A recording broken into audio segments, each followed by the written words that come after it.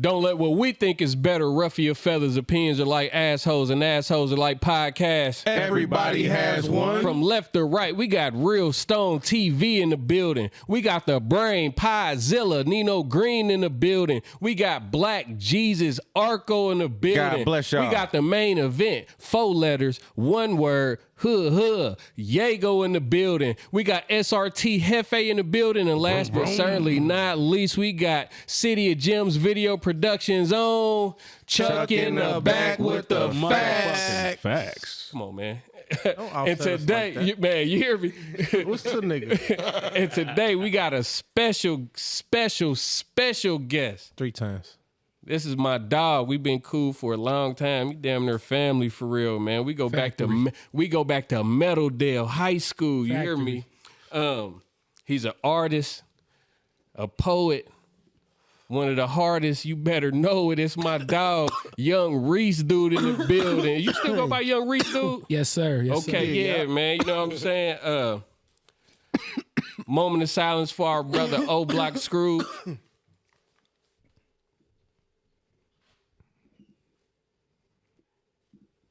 All right, I love you, brother.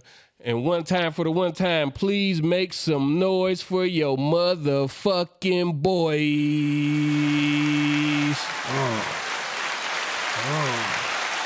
Yeah. Yeah,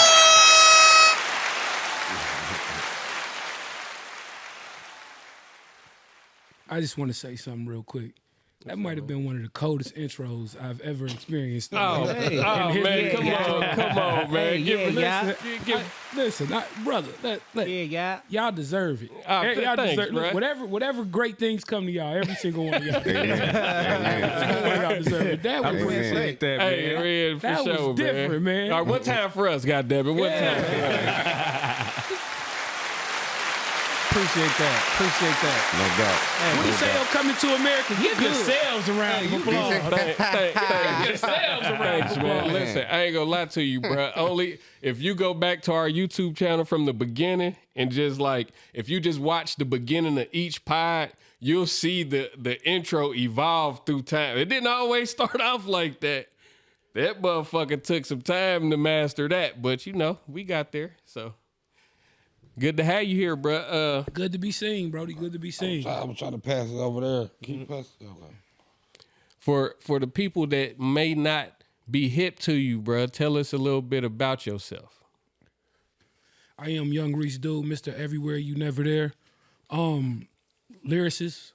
Shout out to my brother Steve Ernest, Bar Lord. Yeah. You know what I'm saying? But I call it street music with a conscious vibe, because I don't just give you the glamorous shit. I tell you, you know what I'm saying, about what life really is for, you know, we all from the same place. So, you know, like there's valleys and peaks from where we from, and a lot of people don't know that. They think Ohio is just farmland and shit like that. Yeah, if you're not from here, you really don't know. There was, at one point, we were like number 3 or something on top homicide list, and number 2, I believe, in drug overdoses. Yeah, you know what I'm saying? So like, there's stories behind those things. So that's just what I try to speak on, you know, and try to still make it a vibe. That, you know, so if you ain't familiar, please get familiar. I promise you'll love it. Yeah, for sure. Well, let's get to the Welcome to Rap Camp documentary, because you're featured on there. Tell us about your experience. Just being at the rap camp. Was you at the first one? Yeah. I didn't get to make it to the second one, but I was able, being that I was at the first one, I had G75 security clearance to phone in a couple verses. Ah, so that's what it was. So you didn't actually get to go, but you was able to participate. So the first one I did actually go. The first one I was there in the trenches with, and it was only like 8 or 9 of us. And by the time the second one came, like that shit grew. Like, it spread like wildfire, and I wasn't expecting that. Like, but I ended up having some shit I had to take care of. And like I said, just being who I am, and like anybody know me know I'm a stand-up guy. So, you know what I'm saying? If I can't make it, it's definitely something that doesn't happen. And you know, like I said, Cooley gave me the opportunity, him and Don gave me the opportunity to be able to like send some shit in, record some shit at the crib and send it in. But Rap Camp as a whole, the experience was crazy, because I've done features with people, and been in rooms with different people. And like I'm a person that usually likes to be in the studio with me and the engineer or me and the other artist that's working. I don't like a lot of people. And like I don't need how I nothing. am. I don't need nothing. Yeah, you know what I'm saying? I don't need nothing clouding my judgment. I don't need nothing throwing me off track. I don't want to hear, the hoes can come after. Yeah, You know what I'm saying? facts. The clubbing can come after. Like no matter what, we love what we do and it's fun, but we here to handle business. For sure. They gonna be there. Yeah, we here to work. So I don't need all those distractions. So Rap Camp was crazy because it was a bunch of like-minded people like that, but it was like 10 of us in the room. So usually where I'm used to having my space and being able to do and create, I wasn't able to, you know what I'm saying? Like it was a lot more space being taken up, you know what I'm saying? Brought you a little bit out your comfort. Yeah, which is cool, like the one thing that's, constant is change, you know what I'm saying? So, and to become comfortable, you have to be uncomfortable, you know what I'm saying? So, Yeah. like I said, I'd never seen that. And then it was a bunch of, like, shout out to T Hunt, Chet Black was there, Peter MC. Like, it was some guys that are them guys, you know what I'm saying? Facts. But there was no egos. Like, it's literally like just being in the room with a bunch of grown men who understand what we trying to create. And everybody, like, it's instead of the ego-driven shit, it was everybody showing love. Like, damn, bro, I really admire your work. I'm glad I get to work with you. Man, the amount of relationships that came after that shit, you know what I'm saying? The amount of relationships that came after that shit was like amazing to me. One of them that's real what matters. recognized real situations, like that's just how shit happens, And like I told Cooley when he was here, I'm like, bruh, you don't really realize how rich the history is here, right? And I told him, I said, bruh, after I sat there and watched that documentary, bruh, I was proud to be from here, bruh. Yeah. As bad as of a rep that we get as a city and how we always talk about how it's hating Dayton and they're like, bruh, it made like, damn, I ain't know that it was like that for like, don't get me wrong, I know about all the old artists and shit that came from here, you know what I mean? But like, yeah, that put it in a different perspective for me walking out of that movie theater and just to see all the people that was in the documentary out there just vibing with each other. And I could tell it was relationships built after the fact. You feel me? Yeah. And I think that's dope too because like hip hop has this weird space, and this is not just in Dayton, but globally where for some odd reason, there's no middle ground. There's like the older rappers and the younger rappers, and even the guys that are in the middle, they either transition into either side. So there's no like bridge between them to where like nigga you could be like, let's say Uzi Vert for example, and then a Pusha T. You know what I'm saying? Like for some odd reason in hip hop, like we feel like there's no reason that both of those entities can exist or coexist in the same space. Yeah. And so like to see a lot of the legends, especially when the second one came around, you know what I'm saying, to get flowers from legends and be able to give them they flowers as well. And like everybody be able to like continue to want to grow and nurture those relationships was dope. 'Cause like I said, I'm used like you said, they call it hating dating. But I'm used to having to be shielded and be guarded because I don't know what the fuck everybody else on. So to be able to feel like I was comfortable in those situations was dope as well. Yeah, you could let your guard down. Oh yeah, facts. Yeah, that's dope. So as a artist, how you feel about like it's first time in so many years that hip hop ain't been on the Hot 100? How you feel about that as a hip hop artist? I think it's great. Because to rebuild, you got to tear shit down. You know what I'm saying? But do you think like the police and stuff play a part of that? I think so. What I think has happened was I think there was an agenda to push a certain type of hip hop, right? I think there was an agenda to push a certain type of hip hop, but like, and I know hip hop is youth driven, right? Yeah. But even the youth is starting to realize like some of this shit is bullshit, and they allowed to love what they love, but they're finding the quality in what they love. So like, what's happening is, number one, I always tell people two things: white people and women buy albums. You know what I'm saying? Yeah. So a lot of the rappers started to look too scary. Mm-hmm. You know what I'm saying? Like that's just my opinion. I think like you ain't marketable. You ain't marketable, bro. Like, and then when we do try to market you, you pull some fuck shit. You know what I'm saying? Like you so you got that in one hand, and then in the other hand, you got people like searching, fishing for quality now. Like I said, even the youth is looking for quality. You know what I'm saying? Like, like with the era we come from, we know what good music sound. It don't matter where it come from, but we know what good. It's not a lot of that getting put out, or at least getting pushed to the masses. The record labels, they job. I get people hate the record labels, right? And as you should. But the record label, their job is to make money. So if they see some dude on TikTok who's monetizing his TikTok, or doesn't even know that he should monetize his TikTok, and he has 30 million followers, we gonna go get it. You know what I'm saying? So like, but what starting to happen? What else started to happen too was a lot of those TikTok guys. That's all they had. They was fizzling out after one or two. You know what I'm saying? Like, so too many one-hit wonders. Damn, we can't really make no money off nothing sustainable.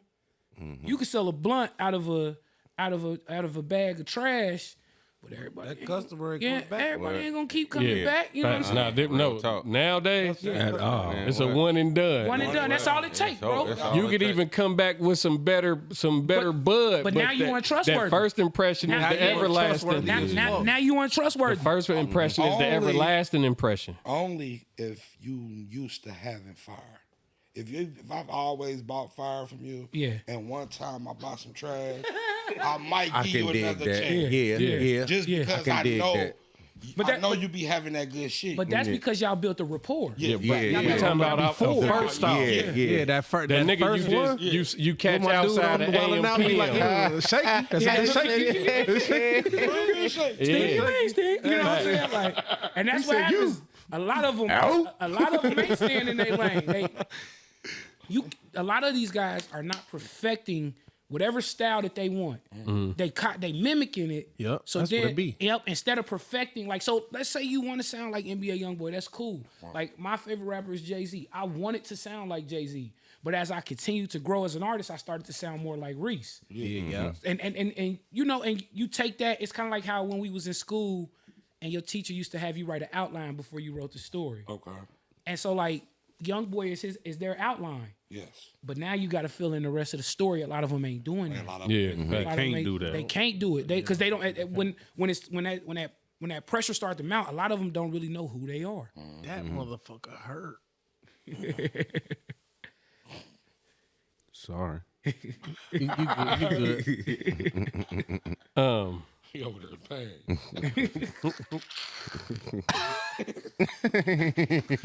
pain. Something you said about hip hop being youth driven. You know why I hate that people have that stigma about music? It's because hip hop ain't even old enough for it hasn't had the lifespan like country, or rock, or R&B, or any of them other what's names. Like, so now it's just now getting to the point to where you can have older rappers that people can still appreciate. You feel me? So and that's why I say right now it's youth driven, because we ain't old enough. Yeah. You know what I'm saying? We just now able to say that. We just now able to leave our parents' house. Remember, you thought you was grown when you left? Yeah. And then you realized this shit tough. Hold up. Like, And that's where, and with us not being on the billboards, that's where we at right now. Like if we were a child who just became an adult, we sitting in the house and there ain't no food in the fridge, but the lights is on. You like, fuck it, I ain't going home until my mama told me don't come back. I ain't coming back, but you struggling. And so, but then once you blow up, once you good, you realize that struggle was worth it. Yeah, You know for what I'm sure. saying? Because it taught you how to cherish those things. Yeah. And so like, doubt. like I said, like you said, now we are as hip hop is growing and getting older, and we're getting older, we are allowing it to. I think another issue was we hadn't really seen too many artists age gracefully. Yeah. You know what I'm saying? So like if I take you back to the 90s, right? Like the guys that, or even the 80s, the guys that loved KRS-One and Kool G Rap and all them, they got out of it before they got older. Big and Pac died. You know what I'm saying? They didn't even get a chance to age. LL pretty much crossed over in the film and television. That be the thing. Like once you get older, they be like, a lot of them was like, once you get to a certain age, you can't do that shit no more. The only Don't person nobody I had care. seen do it successfully first was Hove. On E40, bro. Oh well, yeah, E40. My bad. Snoop. My bad. See what? And this is Snoop. This is the thing with Snoop Snoop. been going since Snoop day is one. nuts. This is the thing with Snoop. I think the only reason Snoop don't get the respect he deserves, far as like aging well in hip hop, because Snoop is literally like a video game with a bunch of side missions. Yeah. So because he dipped his toe in so many things, like people even forget Cube is a rapper after a while. Yeah. A lot of Yeah, for kids real. Don't get Don't even don't know. know. A lot Fuck of kids, like Snoop Dogg is literally the most famous rapper of all time. of all times, and a lot of kids don't even know he raps. Right. That's some This shit. motherfucker on The Voice right now. Like, you know what I'm saying? Yeah. Like Snoop, what's my motherfucking name? Snoop Dogg is on The Voice. Man, Swimming with do- Michael Phelps. Nigga, he Yeah. he You do know a what I show mean? with motherfucking Martha Stewart. Yeah, Bro, he Like, did like, bro. The Olympics. Yeah, that's what I a said. nigga from that's why I'm about to say a nigga from Swimming with California, Michael Phelps, bro. from you know what I'm saying, from a crip That beat a murder charge. that beat a murder charge was on NBC talking about like the Olympics, Yeah. America trying to win, being a patriot. What the fuck, He bro? went Like, over there and stood the whole time. and like and held his own though. Like didn't look foolish, didn't look stupid. You know what I'm saying? Yeah. Like so, Snoop smoked in the White House. yeah, facts. Snoop smoke everywhere. He So smoked in the White so House. just like so it's hard to kind of say Snoop aged gracefully in music because for a while he kind of did pull back and because he wanted to try and that's fine, you know what I'm saying? But we seen E40. E40 is another and one thing that makes E40 such a great example is because he was doing it independently He, the whole time.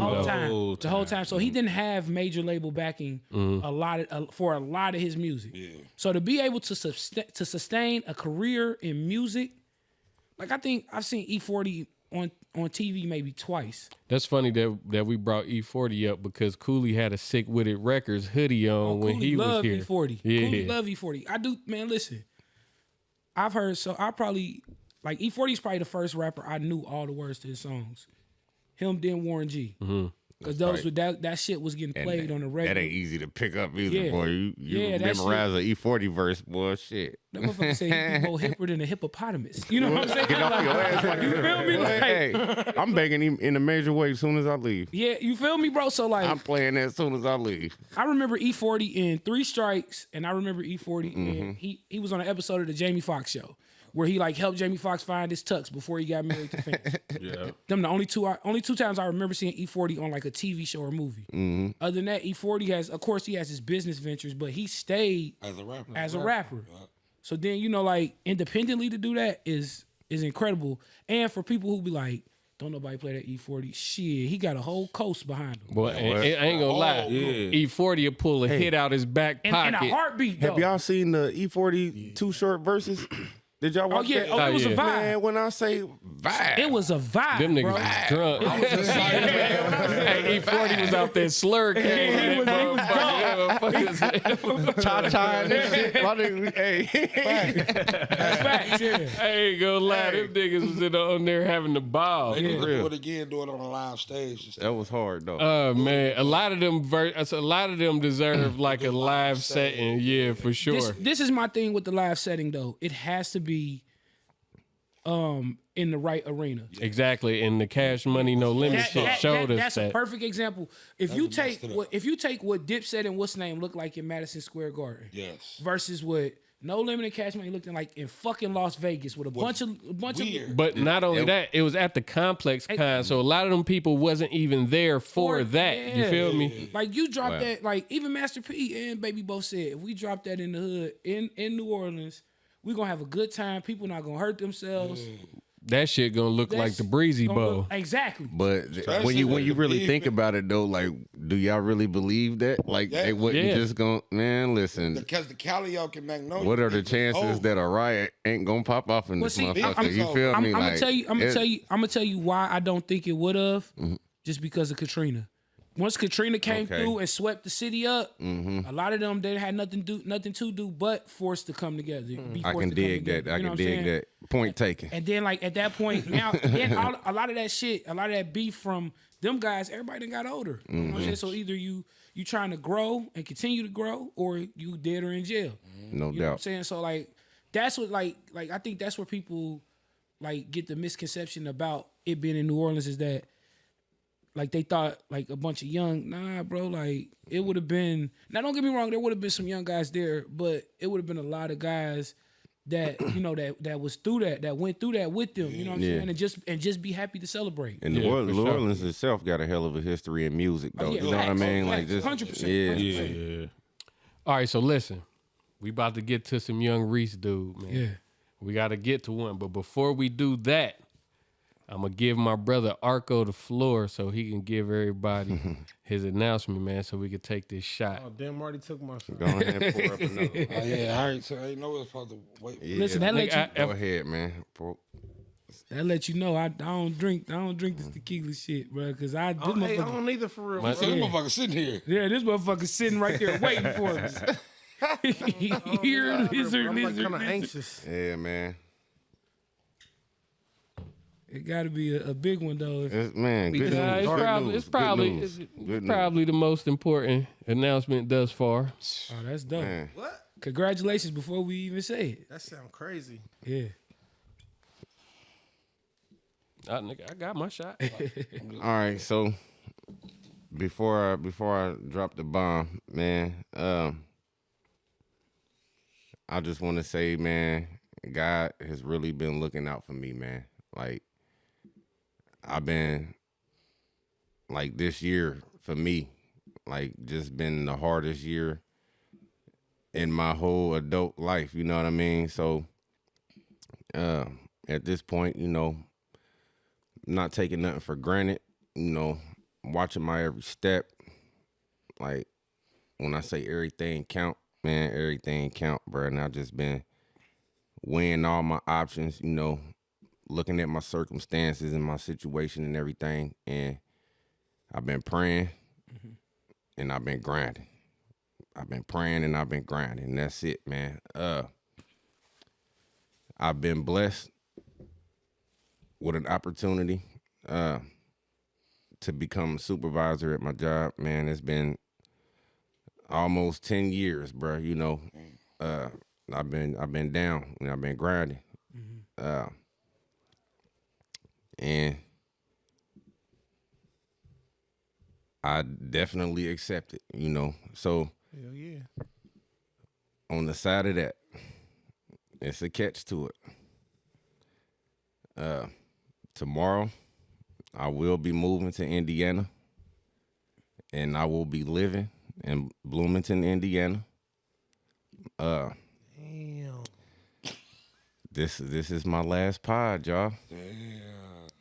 Damn. So, man, I know.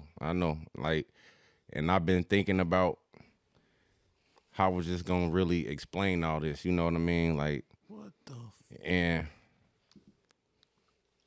yeah, just been really thinking about how I was gonna let this out, man. I couldn't run the Facebook, I almost thought I was just gonna wait till I actually got to Indiana to say anything, but Ooh, that would have been foul. I damn near Like- would have came and seen you. life is really happening for me though, man. And Yeah, I'm And happy. that's what's up, though, bro. like, man, You take whatever. it's like that feeling when you going up when you riding that roller coaster and you going up the hill. You know what I'm saying? And like the ride ain't even started yet, but you nervous than a motherfucker. That's exactly how I'm feeling right now. But I know it's gonna be a hell of a ride, man. And I know somewhere through the ride I'm gonna catch a loop and I'm gonna get to throw my hands up, man. And I'm just thanking God, like I said, man. Bar. And Hey, he continue just to, said some shit, That's didn't a he? really- bar. That is a bar. and for real, bro, like that's how I'm feeling, man. So, can I say something real quick? Go ahead, brother. And I know you said you had talked to God and you had been praying. And you said you had been at your job for what, 10 years, right? Almost, it'll be 10 years in April. So dig this. Sometimes not getting a blessing is a blessing. You know what I'm saying? Mm-hmm. And I'm a firm believer in all the time not getting a blessing is a blessing. Because you could have got that job 3 years ago and you may not have been ready for it. Exactly. You might have not made this decision. Exactly. Just continue to put God first. Because at the end of the day, He holds all. Will do. You know what I'm saying? Most definitely. And ask Him to continue to guide your steps. But, like, of technology now, man. You could do the pod from Indiana, bro. That's the thing, though. Yeah. But He works second shift. Ooh. yep. And when I say like everything about my life is about to change, bro. Yeah. Like, and that's you know, like it's like the fear of unknown. You feel me? But at the same time, I'm going in. You feel me? Like I ain't. Yeah. I'm stepping. You know. I'm firm on this. You know. Hey, I've watched several of the podcasts, several episodes of the podcast. And, me and you go back too, but, these your brothers. So my suggestion is lean on them.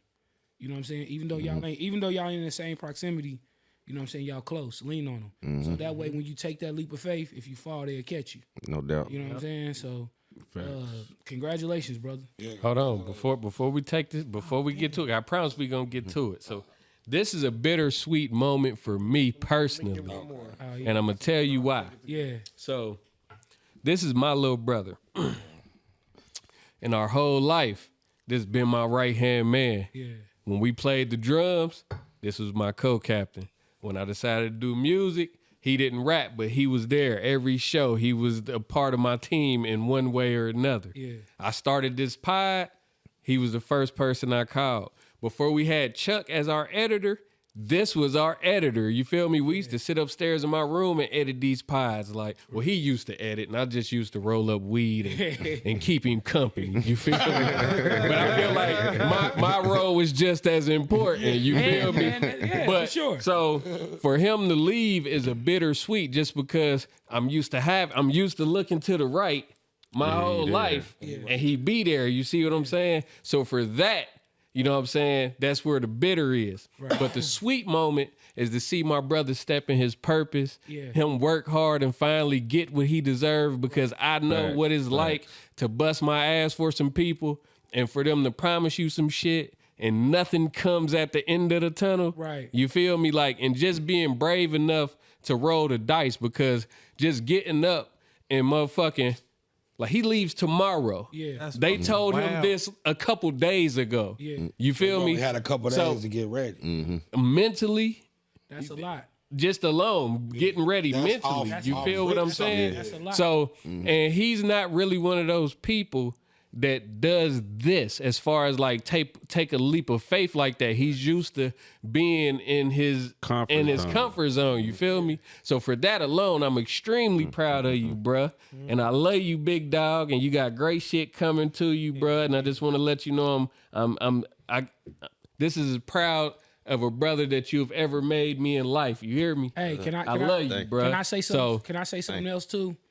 Like, I've been knowing you since we was like, what, 14? Yeah. 13, 14 years old, right? Yep. God putting him in an uncomfortable situation so he can come out better. He putting you in one too. Yeah. You just said usually when you look to the right, you there. Yeah. God wants you to stand on your own too, bro. Yeah, for sure. And that's not saying he don't want your brother with you. But now you got it's a journey that's about to come for you too. Yeah, for sure. So, you know what I'm saying? Like, once again, tell God to order y'all steps.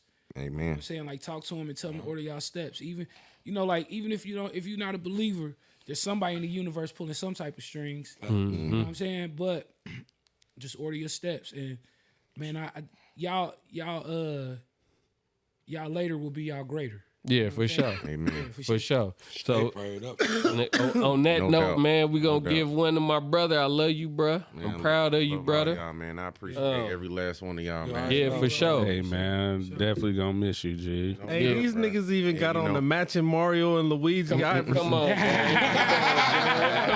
gang. You know what I'm saying? Crazy. And that was not planned. I It really promise. wasn't. Don't Oh think my mama. really I think I wasn't. don't see that Bethel jersey over there either. Oh, bro. man. You know, when he do it, he do it, man. I think I don't see it, bro. So, shout out to bro. I'm proud of you, bro. We gonna miss you on the couch. We gonna call you when just sneak it. Tell him you got to take a shit and just go in the I'm about to say, bathroom.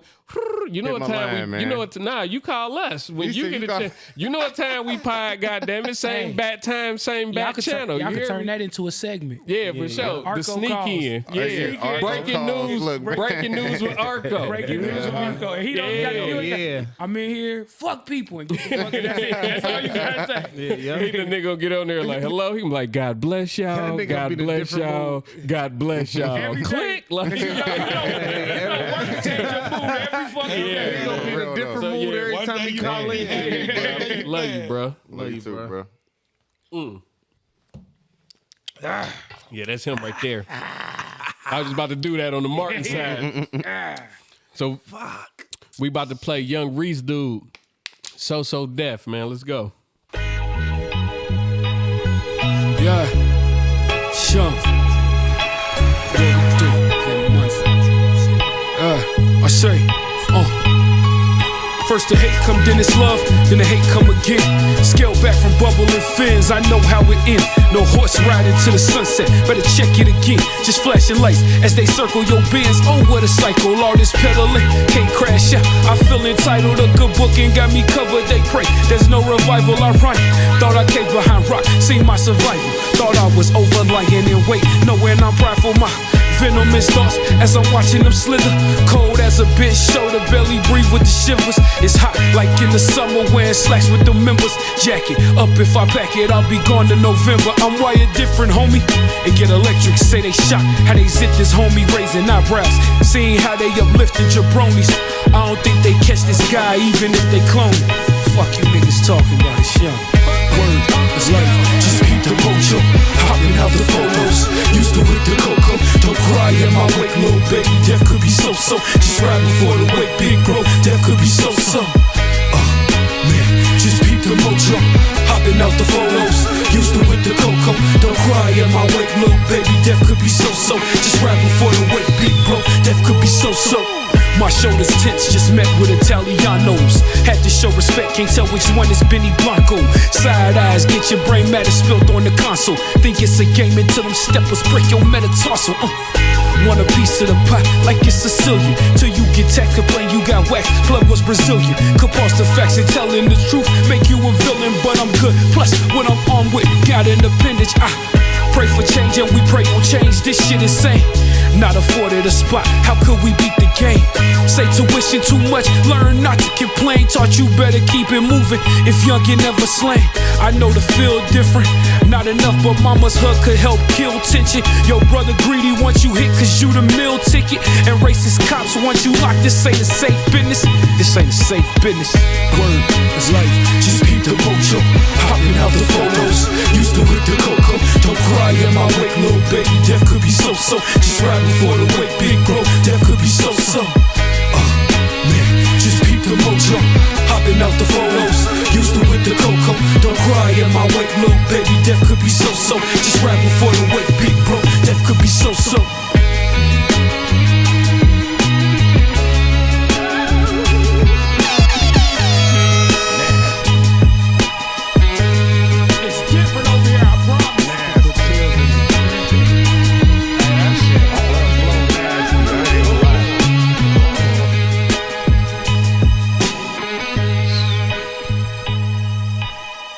Real bars, like through and through, man. The hook, everything, man. Like It actually, so that was an exclusive.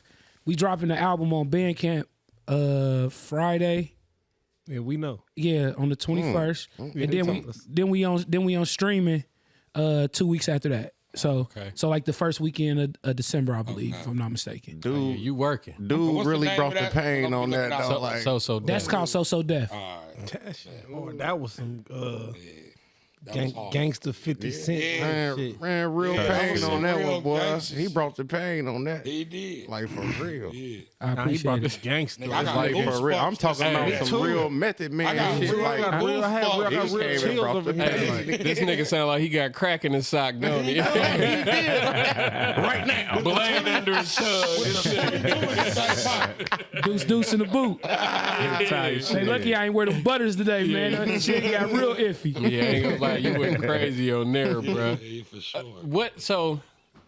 What's your creative process? Like whenever you come up with a hook first and then write your verses? Do you come up with your verse first?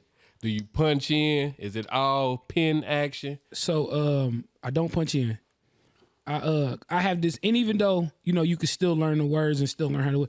I have this rule that if I can't rap it all the way through, I shouldn't be able to perform it. You know what I'm saying? Like, so I don't punch in, but the whole hook or verse first, it usually the beat dictates that. So I let the beat dictate it. But I'm a person also that all I need to hear is like if y'all hit me and be like, bro, I got this beat. All I need to hear is like maybe the first 15 seconds. And then that 15-second loop will play in my head. And that's how I write my verses. And I'm still like I can't tell you the last time I actually sat down with a pen and a pad, but I write in my phone. Cause I know it's always on me. Right. So sometimes it'll be full verses, sometimes it'll be a bar here, a bar here, a bar there, and I'll stitch it together. But I try to complete, like whatever verse I start, I try to complete because each verse has its own story. You know what I'm saying? So if I piece it together, then it really, you know, unless all these pieces kind of like meet in the middle calculated, then it don't work. And also, man, I'm also one of them people too that, man, I write and record so much.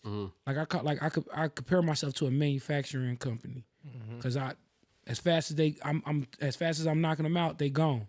So a lot of shit I write and don't know the words to, because like I've probably only went over it one or two times, and then recorded it, then went to the next one after. Tupac. Yeah, like pretty much like that's and I kind of, that is a philosophy I live by, because the first studio I ever recorded at was Mo Beats, R.I.P. Mo Beats. Man, R.I.P. Go. But shit, that shit was like $60 an hour. Yeah, for sure. You know, at that time I was a petty hustler. I ain't had that shit for real. Like I had it, but That wasn't it. that wasn't it. So, man, I made the most of my time, and then if there was shit that I needed to fix, I would listen to everything and then go back and fix it. Yep. Yeah, you know what I'm saying? But I think I've gotten to a point now where I have my own set up at my own crib, or whatever, so I can be as creative and as boisterous as I want to. So look, right? Even when you be at your crib, you don't just like punch in like. Nah, nope.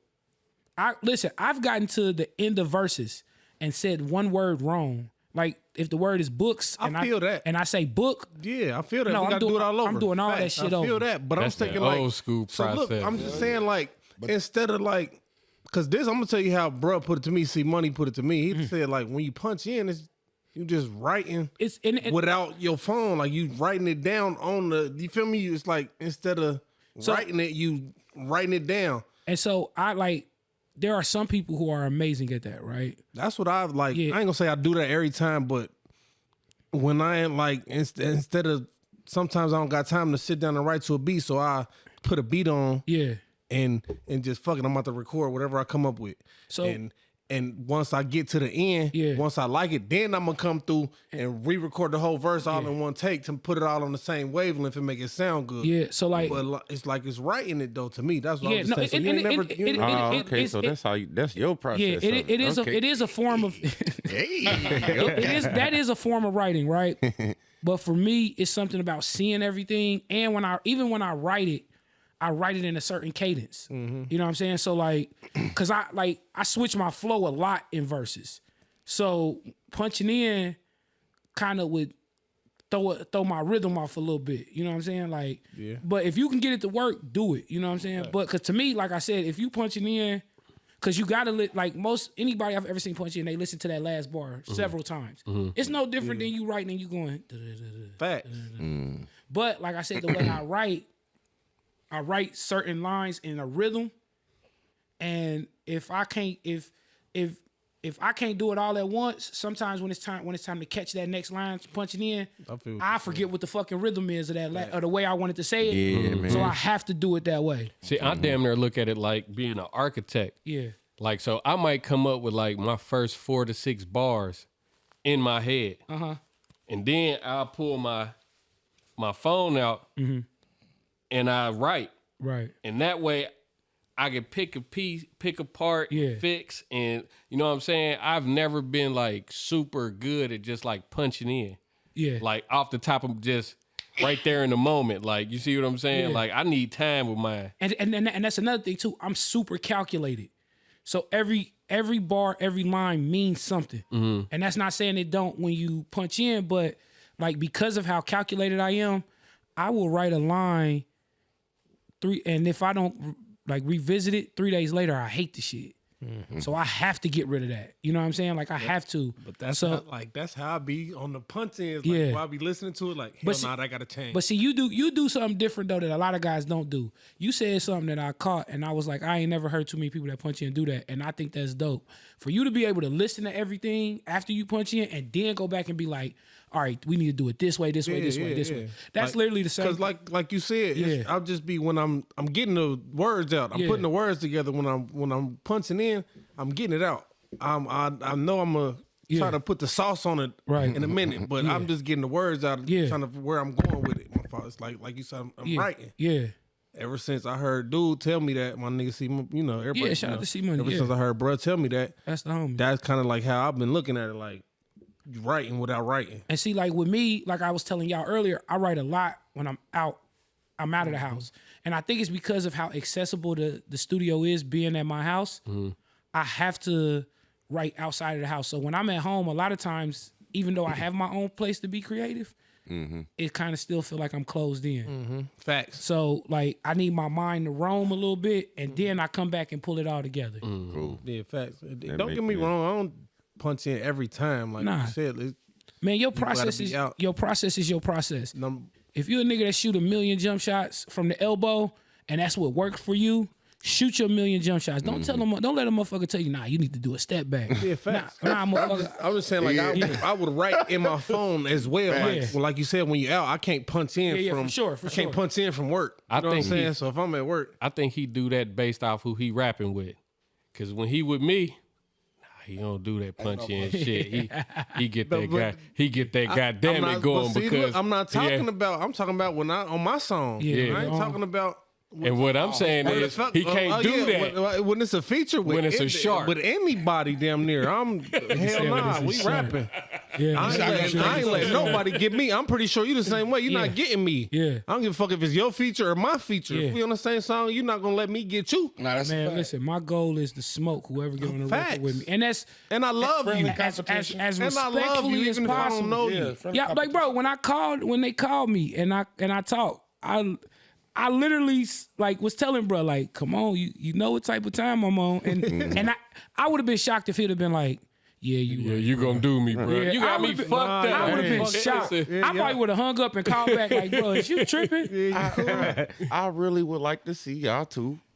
And welcome to Rap Camp, bro. Come on now. I just want bro to just come back It's with really me, bro. like Who's bruh, coming with it's me, really man? like a whole Wu-Tang experience to me, bro. Like just on the outside looking in, I said, bro, this is really Well, they like gave us the Shaolin invitation. in here. We said we would come. So I better see y'all there. Yeah, for sure. I better see y'all there. Definitely hang with the best of the best, bro. Man, man, I told you some shit Come like on, that. man. I'll pull up and I'll do that. And listen, not only is it doing something you love, but it's a good time. Like you said, it's a bunch of artists you may not even know. And you fuck around and find out a lot of y'all got the same type of vibe. A lot of y'all into the same type of shit. Run to your new favorite rapper. Exactly. Now, next thing you know, y'all talking about doing a tape together outside of Rap Camp.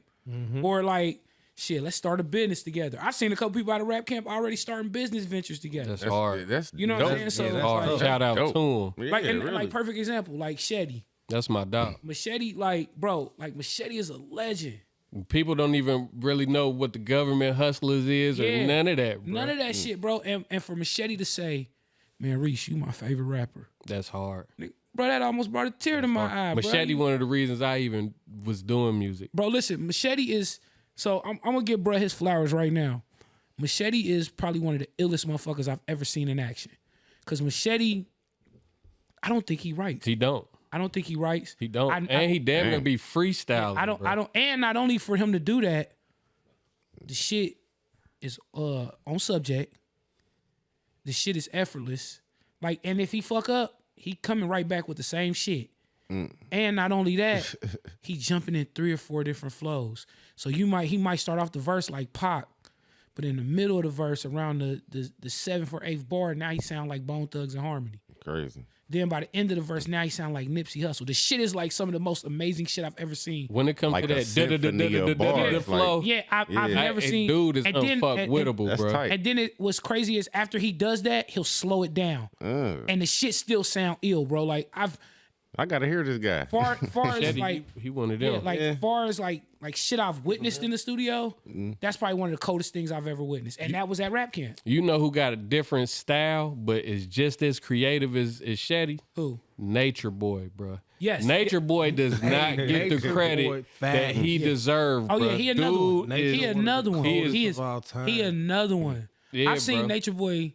Nature Boy is one of them guys that, and I've never met him personally, but just watching from the outside in, like number one, he don't get his credit, and number two, I've seen him reinvent himself more than anybody. Yeah. And not lose himself. Yeah. Because a lot of people reinvent themselves and try to be somebody totally And different. speaking of reinvention, I'm sorry, Nature the creator, not Nature Oh, Boy. yeah, that's right. Facts, Because facts. he's somebody, All right. you know what I'm saying? Yeah, he on a whole different, another wavelength Listen, now. But bro he one of them people I've seen that like, I've seen him jump in between different lanes of hip hop and not lose himself. Yeah. And that's hard to do. Like a lot of people will try to go do other shit and they can't. You know what I'm saying? We got this song called DeMarcus Calling. And I had him do his verse.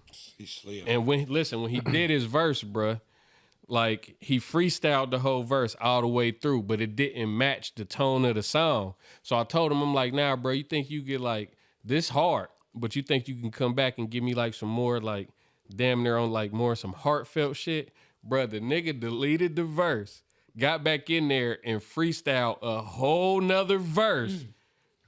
And I'm talking about, bruh, like, dude is really him. Like, that so shit was yeah, fire. yeah, no cap. Nature one of them in real life, bro. and the beat not only always been one of them though. yeah, and not only that, like bro, like the amount of the different hats he wear too. He's great at everything. Man, listen, the motherfucker he'll shoot your video, Produce your beat. produce your beat, mix shoot the shit, video, record you, mix your master, yeah. all that. And help show you where you can buy some dogs from too, bro. Like, he a bad motherfucker. Hey, if you got your own studio, he gonna pirate some software Oh, for yeah, you, all give that, you some bro. plugins. That I seen Nature at Kroger the other day. I'm like, bro, my nephew need to get in the booth because the booth I go to is $50 an hour. Yeah. I'm not about to send my 16-year-old nephew to the $50 an hour booth. So Right. Nature gonna give you the quality and it's gonna be affordable. So I'm like, bro, my nephew, and this is my dog. Like, we like this. Like, you feel me? Yeah. I was like that. Then it was like, here, bro. And walked off on me in Kroger, handed me his business card with him on it, though. With him on the card, bro. That ain't the coolest. It slid off on me. I'm like, bro, this, That ain't the this coolest. That crazy shit. this Bad boy. motherfucking Hey, he a bad different. I'm motherfucker, trying to boy. tell you, bro. I whipped it That out. was hard. Yeah, that was hard. That was He a crazy. bad motherfucker, boy. He made me question if we had a relationship. I know this nigga on this card. Like, What the fuck, bro? But like, so yeah, he's one of them. He's super creative. yeah. I want to go into story time with you real quick. Okay. And then we could talk a little bit more about this, and we're going to run through a couple topics with you. You feel me? Okay, cool. So, like you said, we've been cool since about 13, 14 years old, since Right. you was fat. You ain't fat no more. So, I used to beat on the table while them niggas was in the lunchroom rapping. Like, we go back, you feel me? But That was 3X, 4X. you know, ways. yeah, I know. Shit, well, you know what's crazy? I was skinny and I had on like a 3X, 4X. Oh, nigga, listen,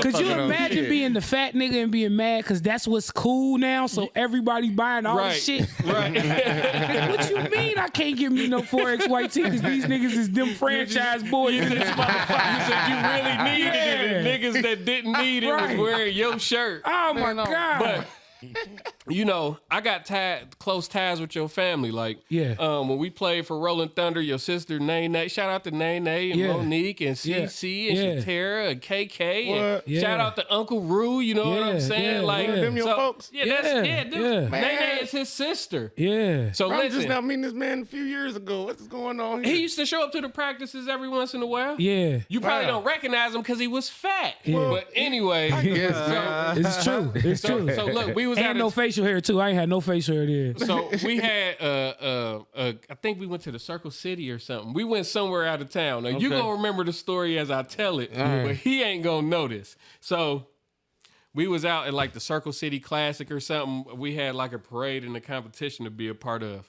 So we get off of the bus to go into McDonald's to get something to eat, right? So on our way out, it's a whole bunch of big ass seagulls I know outside. exactly what story you want. Oh, you heard about this? Yes. That's when I my went to God. Chicago. So listen, bruh. I wasn't there for that moment. You wasn't but there? Nah. So I wasn't listen, there. we on our way to the bus, bruh. So I'm throwing fries at the birds, and the birds is like swooping down and eating them. I ain't never seen no shit like this. You feel me? So I'm cool with everybody. Like I said, I'm cool with your family or whatever. So I reach in the bag and grab a handful of French fries, right? And I turn around and throw them at the girls, not knowing your sister has an extreme fear of birds. Yep. Bruh, these big ass seagulls came and swooped down on her. Bruh, I felt so bad, bruh, because she was legit out there about to have a heart attack, bruh. Her body was You want to know what's crazy? Damn. Her nickname is Bird too. Bruh, so listen, when she get on the bus, bruh, I'm talking about she like this, wee. like scared in the mud, bruh. She would not talk to me for months after that, Petrified. bruh. Yeah. And I'm That's talking crazy. about we was cool as fuck, bruh. Damn. Yeah. That's just, so I just thought that was like something. I'm sorry if you watch this, you know what I'm saying? You know it's nothing but love, man. And I'll never throw another French fry at you again in life. God, listen. But yeah, I just like I really locked it. Like you know, Soon as you said McDonald's, I knew exactly where you was It's going. like, oh with it. yeah, I heard it. He had to hear. You must have had to hear about that later. Yeah, like, a few times. this bro. little Listen, motherfucker I laugh too, cause I'm a typical big brother, bro. Like Yeah. I am. Like now, as you get older, you and your siblings get closer. Yeah, you have a different relationship. Yeah, but when you younger, man, hey, y'all niggas the ops, bro. Like y'all always telling on me. Man, what? Talking about he Oh, broke shit. curfew. Nah, mama, he wasn't here. He snuck in that window. Can't catch a break from them I little can't catch a niggas. break from that, so I'm terrorizing y'all every chance I get. So I No, kinda you did- can't come in my room. I kind of did you a favor back. little bit. He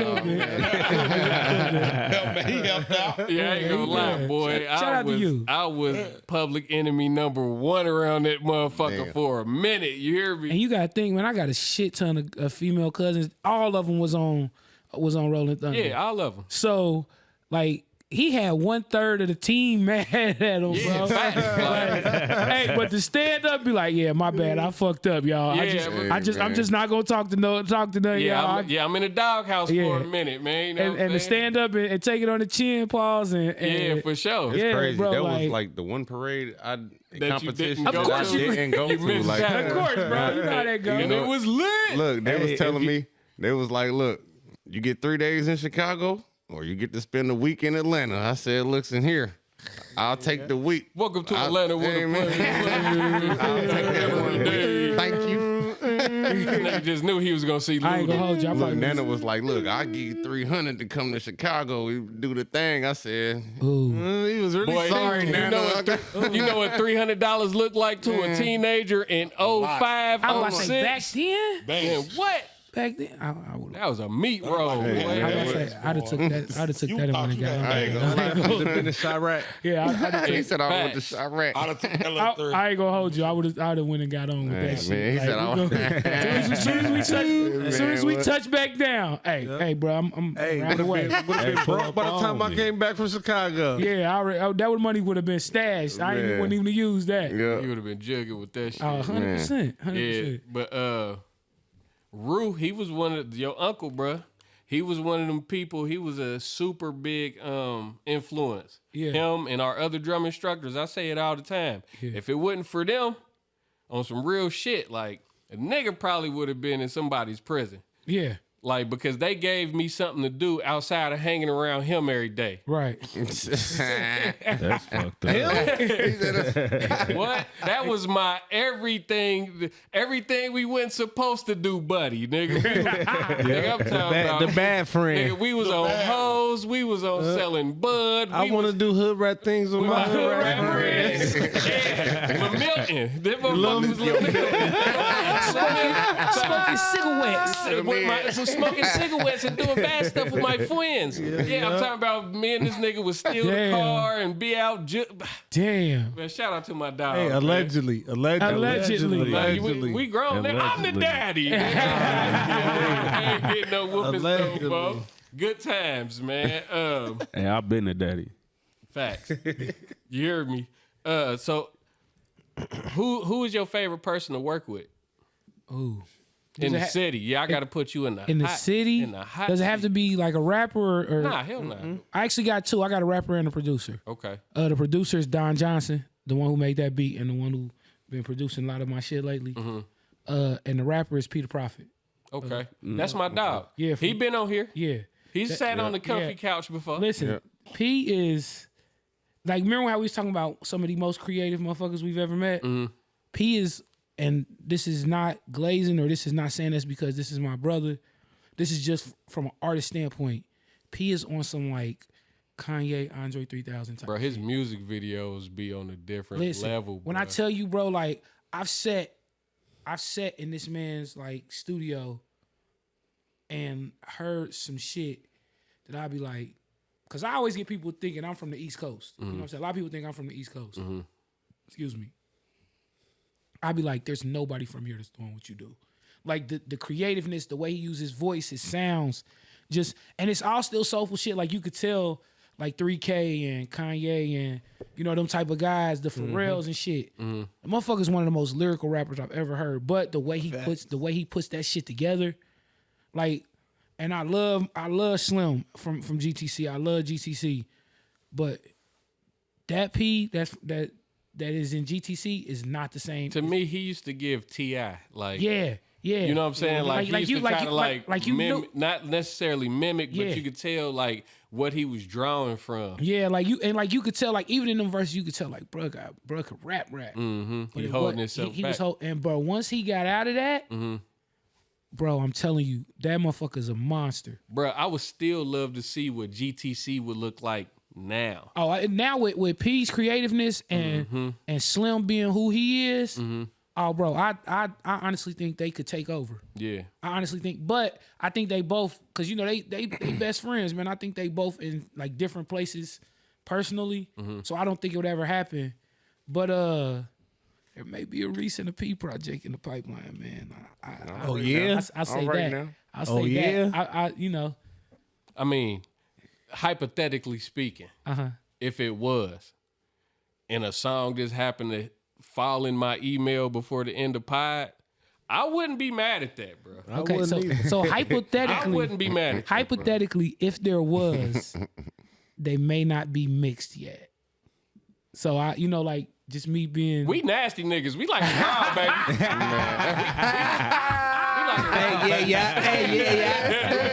Hey man, I'm wrong. But off camera and you know, off pod. Might give a little light bite. I got to see if I could find a little something. light bite. I promise you, he'd be cool with it.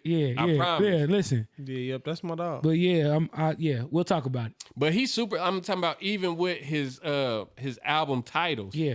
You could tell he put a lot of thought into everything he do, bro. Yeah. Yeah. So like, Peter Prophet, he really one of them. One of them, facts. And like I said, Don Johnson, the producer, that's my brother, man. And it's crazy, man. When I show people with Don, like this me and Don right here. If I show people with Don, really, like Don is a white guy with a beard and you know, he got nice little fro on top of his head. Like what's my nigga with the Talking about the painter? Yeah, Bob Ross. Yeah, just a shorter one. Just a shorter one. Bro, when I tell people, oh yeah, that's who make my beats, motherfuckers be like, nah, like he live on a farm and everything.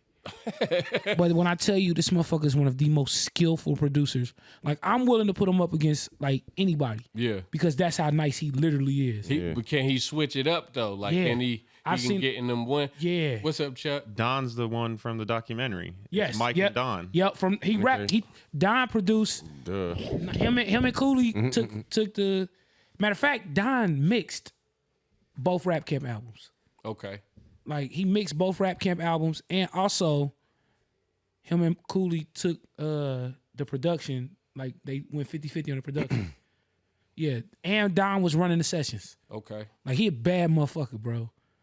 And like when you walk up in his studio, one room got a set of drums, keys, and everything. Like, and a nut with like you might see some Jay Dilla books. You might see a Dr. Dre book.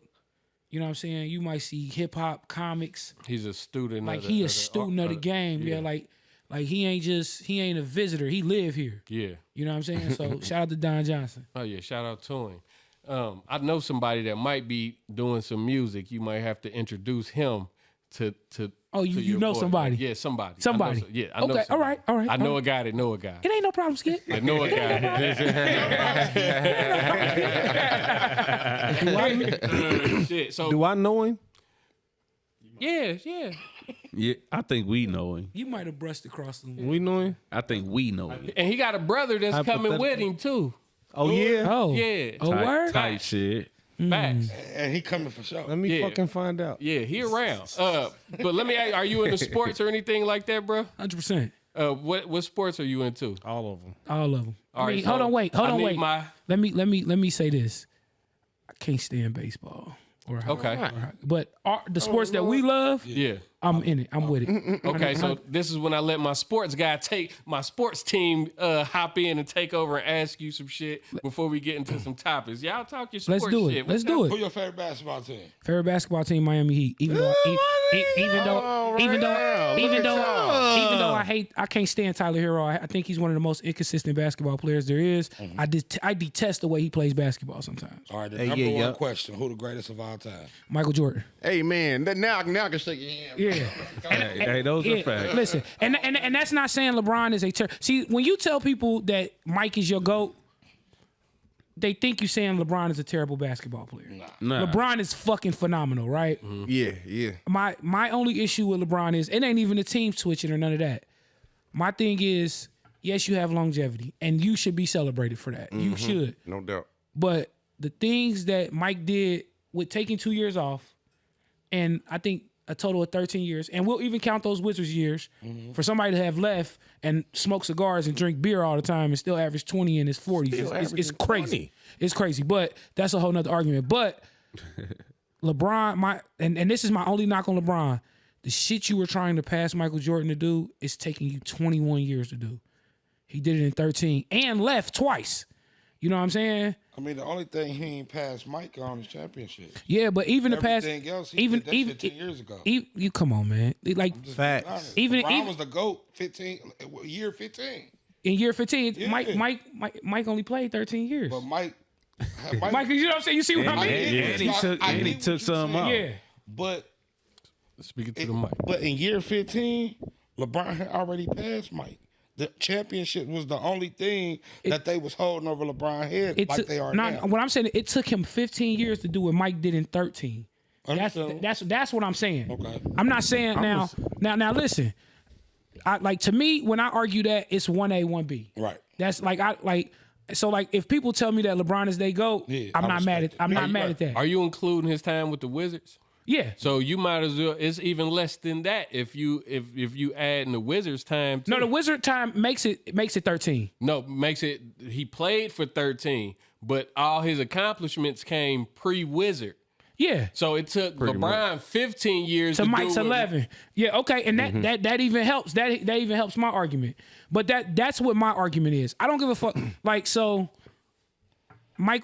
Magic Johnson and Larry Bird saved the NBA.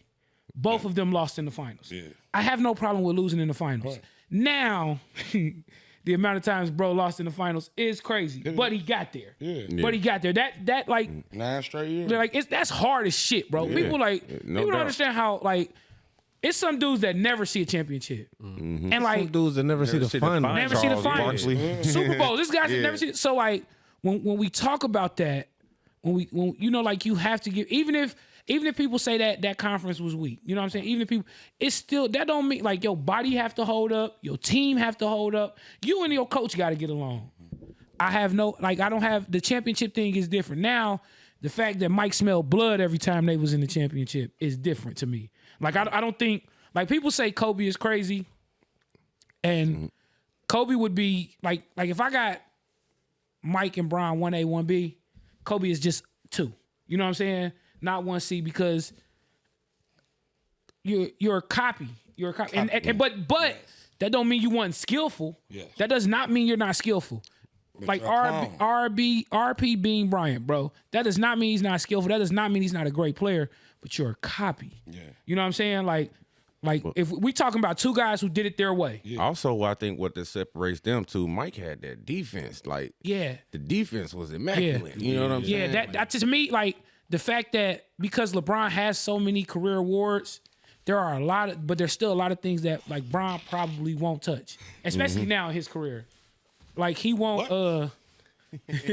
What? I think he's taking the restroom. I don't think sorry. you said something that made him. He's a professional, okay? He didn't get mad and got up. Nah, he good. He good. Even listen, sports debates are supposed to be spirited. Yeah, for sure. All this coddling shit, I don't believe in. Mm-hmm. You know what I'm saying? Like you got who you like. You got who you like, listen. Stand on it. I'm gonna tell you something, man. Me and you pick Mike. You pick Bron. He picked Bron, right? Nothing I could say is gonna make you change your mind. Nothing you could say is gonna make me change my mind. So at this point, we just having a stalemate about why we think who is better. Yeah. When I was heavy into basketball, you know who my favorite player was? Who? Ray Allen. Okay. You know what? That's though? respect. You know what though? I'm not mad at that. And you know who else? It's two other people that like I've heard as GOATs that I don't agree with, but I'm not mad at. Mainly because they cultural icons. One's career got short, Penny Hardaway. I know a lot of people that love Penny Hardaway. Yeah, back then, he would have been something special. But there are Jordan people or Penny, you know what I'm saying? There are people who love shit. Allen Iverson.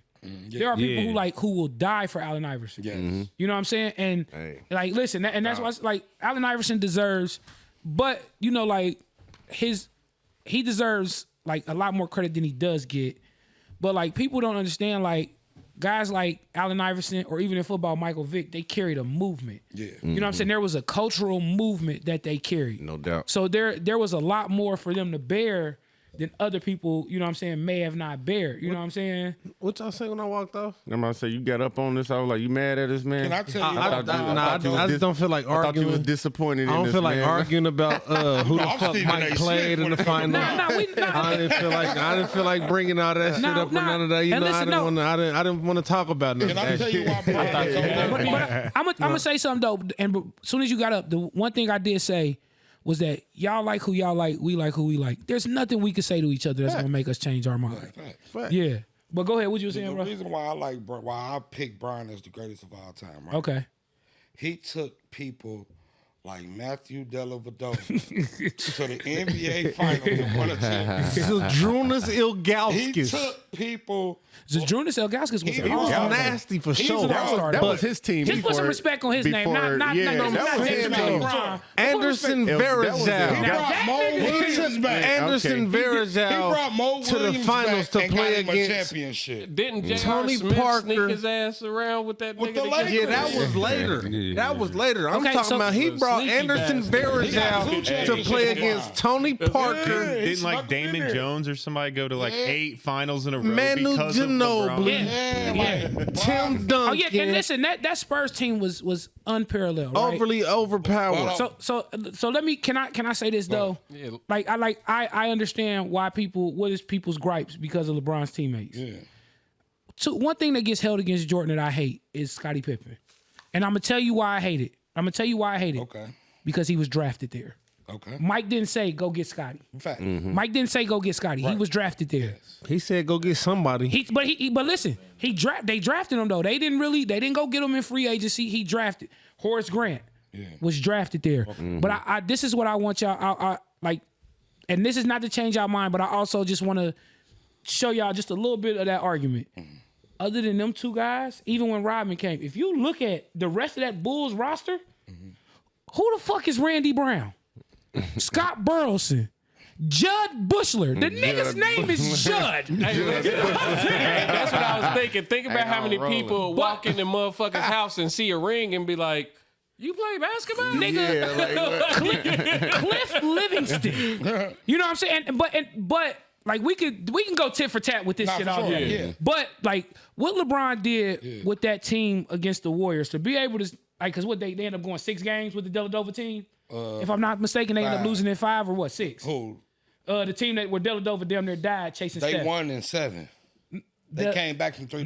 Not that one, cause that's Kyrie was back by then. Yeah. The year The year after. the year they lost in 5. So to take that team and even win a game is incredible, bro. Like, I am a person that can acknowledge everybody's greatness.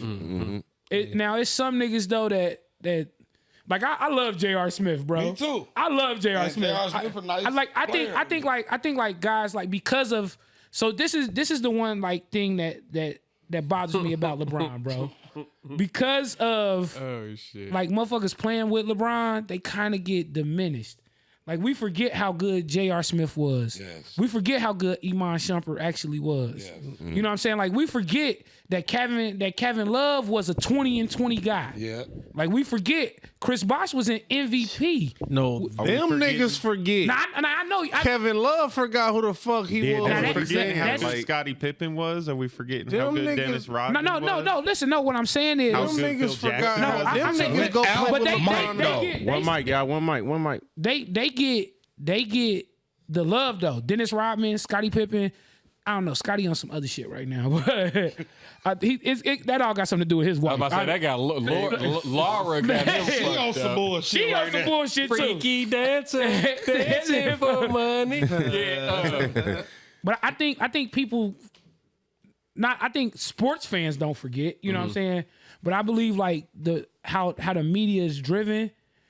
Like, you forget how good these guys actually were. You know what I'm saying? Kevin Love just happened to be playing for a really bad Minnesota team. But don't you think they got lazy because they with Brian? That's possible. when you so like LeBron being damn near a point guard, right? Right. He's not a point guard, but he's damn near a point guard, right? play it, yeah. Because since he controls everything, and he literally, I've seen him put people into position. He changed the game. Yeah, I seen him put people in the team. Yeah, like players. I seen him put people into position. Like, he told JR, like, they gonna come up under that screen again. So you need to be right here. That can make you complacent. Yeah. And so there was a lot of complacency. Like you said, them niggas forgot who they was. Now, I don't know what them meetings look like. You know what I'm saying? I do think one of the best decisions that Bron made, or that were made for the Cavs, that I think that Bron should have stuck with, was Tyronn Lue being the coach. Yes. I do think that. I believe when Tyronn Lue gets out, when he's done, he's going to be in the Hall of Fame mainly for coaching. You know what I'm saying? Yeah. Because he's, even with that Clippers team. Because my boy did his thing on Lou, boy. Yeah. I'm trying to tell you. Listen, over his ass. Listen, you want to know what's crazy? He gonna be known for that. It's funny that Poster. how ironic is it that Tyronn Lue ended up coaching a LeBron team, a Cavs team, where literally Dellavedova was doing exactly what Tyronn Lue was doing with Allen Iverson. Dellavedova's job was to harass Steph. Now, the only thing was Iverson and Steph played two different games, but Dellavedova's job was to make him as uncomfortable as possible. Interesting. Tyronn Lue's job was to make Allen Iverson's life a living hell. Yeah. That's why he stepped over him the way he did. Like, nigga, because you really think you fucking with me, but you not. You know what I'm saying? But then they realized, oh, nah. They did the Jordan rule. We let him get what he get. Nobody else on this team is going to be able to do nothing else. That's what the Pistons did with Mike. Mike can score 40.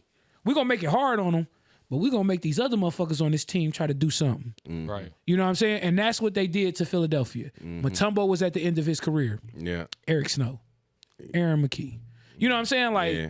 you got Kobe and Shaq over there. This nigga got Prime sport Kobe. analyst Prime Kobe. information. Yeah. Like, for real. I ain't gonna lie. I opened up a motherfucking Pandora's box when I Yes, you started did. talking this Yes, you did. shit. Oh man, listen, I could talk this shit forever. Yeah, too. hey, I ain't gonna lie. You know what you need to do? What? You need to holler at Chuck when we done, because he's on a whole sports podcast called All In. Okay. And that's what they shoot on Sundays. Look, he had a ball over there. Oh yeah, I will pull up. I definitely will pull up. So holler at him. They do that, that like shit was they fun shoot as like fuck. two times out the week. Okay. So I want to ask y'all a personal question, Okay. and I'm just quit making topic lists when we got guests, because it don't even really be no point. This organic conversation, just in case just, side. yeah, you know, just in case when they're not really that Niggas can't interesting. dry. Niggas can't hold conversations, man. That's what it is. Yeah, Niggas don't know how to talk. Yeah. So this is a question for everybody in the room. All right, Yeah. I want to know, what is something in life that was the hardest thing for you to do personally? You Stop smoking cigarettes. That's tough. Hold on, like the hardest thing you've ever had to do, Bruh, in life. Just fucking hear what I said. Okay. I've heard that Hardest too. thing- Like I've never smoked cigarettes, but I've heard that though. Yeah.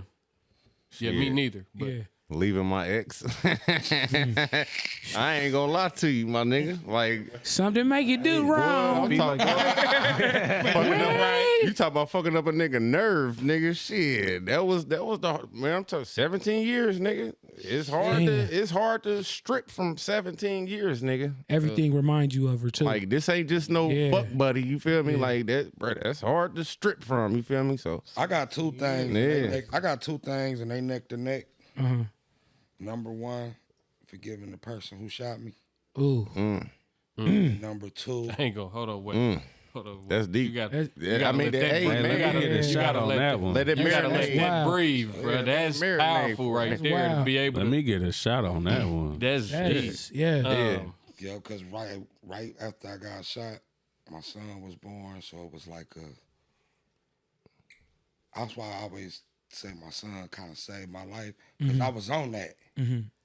But when I found out I was having a son, I got off that real quick because I ain't want to show him that revenge is it. Yeah. Even though I was on that. Man, I believe was you, on bro. that. Understand it, Man, 100%. You know what I'm saying? I was Man. on that was a very dark time for me. Yeah. You feel me? So doing that and then burying my daddy. That was your dog. That's deep. That was my dog. That's That deep. nigga daddy was his dog. I ain't gonna lie. Man. Listen, Two things was you want to know something, man? My father is my best friend, bro. Yeah, that's how it was for me. I dread that day. Yeah. I want my daddy to live forever, bro. Yeah. I dread that day. But, I know when we started, we had a moment of silence for your brother. Yeah. That was the hardest, burying my brother. Yeah. Bury my brother. That I didn't sleep for a month before or a month after. Like I probably wow. I still don't think my sleeping is normal. You know what I'm saying? Like out of whack. Like that was tough. That was tough. Yeah. If I had to pick something, like pinpoint just one. When you say a month before, what you mean? So like I was having feelings that something was going on, that something was gonna happen, and I couldn't pinpoint it, bro. Like it was like an intuition type shit. Okay. So like that whole month before it happened, like I would hour here, hour there, 30 minutes here, but I couldn't pinpoint it. But every time I would talk to my brother though, he would be like, "Bro, we got to get together." Like he had his lady, I got my lady. Man, you gotta come over. She gonna cook chicken, all this shit. Da, da, da, da. And I kept saying, "Bro, I'm gonna get to you. I'm gonna get to you." You know what I'm saying? Me and my lady had just, I want to say, we had just moved into our spot. Our first, you know what I'm saying? Mm-hmm. Like we had just moved into our spot. I proposed and everything. You know what I'm saying? So like we was talking because the last conversation I remember having with him was once again him telling me like, "Bro, you got to get over here." And I'm like, "Yeah, I'm gonna get over. By the way, bro, you're gonna be a groomsman, this and that." But that whole month, for some odd reason, it was Uneasy it was feeling. uneasy. And then I was at work and I got that call 2 days after Christmas. It's crazy how that shit worked for me because I never work, of course most of us don't work on Christmas, you know what I'm saying? Mm-hmm. The 26th I always take off. So like anything my daughter get for Christmas, the 26th has always been me and her day. We put everything together. If it's toys, we gonna play with it. If it's video games, we gonna play with it. If it's her dressers and shit, like she get new, like shit for her, cause she older now. Dad gonna move her room around. You know what I'm saying? That's then the 27th I sit by myself. And I know it's probably not healthy, but that's the only way I know how to cope. You know what I'm saying? So Word. So yeah, and then Like like restart. yeah, and then like that, like of course it helps that New Year's comes because I could kind of get out of that funk and go like that's why I didn't used to try to do shit on New Year. Now I do it because I know. be on. Yeah, I know that is I have to get away. I have to get because if I sit here, I won't do nothing. You use New Year as like a literal reset. Literal reset, and then maybe by the end of January, then I start to feel normal again. Every year. It's weird. And I try to shake it. But See, on New Year's Eve, that's when my dad died. So Man. yeah. And you know. That, like you said, you try to reset, that should be like overly difficult. Oh, it is, bro. It is. I It's, be trying to sit by myself. I don't think I'm emotionally intelligent enough yet to do that. You know what I'm saying? Like, And it'd be 20 years this year. Like, and that shit still don't feel like, it still feel like last year. yeah. Bother you. And when you ask me, when you asked everybody like what's the hardest thing, I really started to say my great grandmother passing, because like that was more like my mother and like a father figure at the same time. But I used to really get like salty around Thanksgiving, Christmas. You know what I mean? She passed November 13th. And then her birthday is December 14th. You feel me? So around that time, it used to really feel like real uncomfortable. You feel me? But like I really like, I don't want to say because so much time has passed, but I just feel like I'm good. Like, you know what I mean? Like it don't really bother me as much. You know what I'm saying? Like it's more of a celebration. You know what I mean? Like I still find myself, you know what I'm saying, talking to my great grandmother, you know what I mean, and just vibing out on little things that she used to do for me, you know what I'm saying, or we used to do together and stuff like that. It kind of make me feel better that I'm able to do that, you know what I'm saying, and I can remember lessons and things like that. So, man, you live and you learn, you know what I'm saying, and you'll be able to rise above, you know what I mean. Like that's just. I just thank God I'm able to rise above, like, because that was one of the things that was keeping me down, too, like, in my mental, you know what I'm saying? Like, shit, like, that was rough. And there's no time limit on grieving, bro. Yeah, man, it really ain't. People tell you, like, people think you should just get over that shit. Like, I think this year will be 15 years for me. And, like, until you said 20, I hadn't even thought about it like that. Man. It's been that long. But it's still go through them same it still emotions. feel like it still feel like I just got the call. Yeah. And then like when I got a chain with his face on it. I take him everywhere that he never got to go. That's my way. Like so, I went to That's fine Disney. that you said I got something to tell you when it get to me. But go ahead. Yeah, like I went to Disney. I took my brother to Disney. You know what I'm saying? I performed in Houston. I took my brother to Houston. You know what I'm saying? Like that's my way, because like I believe that he was supposed to be here with me. And every time I be like when we was talking about like quitting, every time I be like, bro, I'm done with this shit. Something happens, something really good happens. I be like, damn. Like, and every time that necklace is always around, I don't know how, you know what I'm saying? So It be him telling you now. You nigga, can't tell me it's not a stop. higher being somewhere, bro. Yeah, you know what for I'm saying? sure. Yeah. But yeah. What about you, Hefe? Man. The hardest thing was my homeboy, Baldhead, Adjusty. Yeah. I was with him. Yeah, man. What happened to him? Yeah, he got hit. He's walking to work and got hit by somebody running from the cops. Damn, sorry to hear that. Yeah, I was with him today. We felt like shit. We was always together every day. What about you, Chuck? So, when I lost my parents, it was easily the hardest version of processing death, but I had already processed death before. So the harder part was learning to live life without being able to call them or anything like that. Yeah. And I was lucky enough, one of the last conversations I had with my dad, he had told me that he felt like I was going to do something great with my video work. So I do have this long-lasting mission I'm now locked to. But every time I'm putting out something and I'm getting, positive feedback on it, it's like I'm accomplishing that mission in a little bit at a time. So I know whenever you came to Everybody Has One, man, he just from ear to ear, man. Like I knew it, man. He done made it to the big time, baby. Yeah. That's what's up. So for me, like I've lost a lot of important people in my life. You feel me? I lost my Aunt Mary. That was like the matriarch of our family. That was like the big mama. You feel me? So like but she died from natural causes. You know what I'm saying? I lost my favorite cousin, DeMarcus. He got shot and killed. And that shit hurt. You feel me? But this past July 4th, in the beginning where we said moment of silence for our brother Scrooge, this by far is probably the worst thing I've ever went through in life, bruh.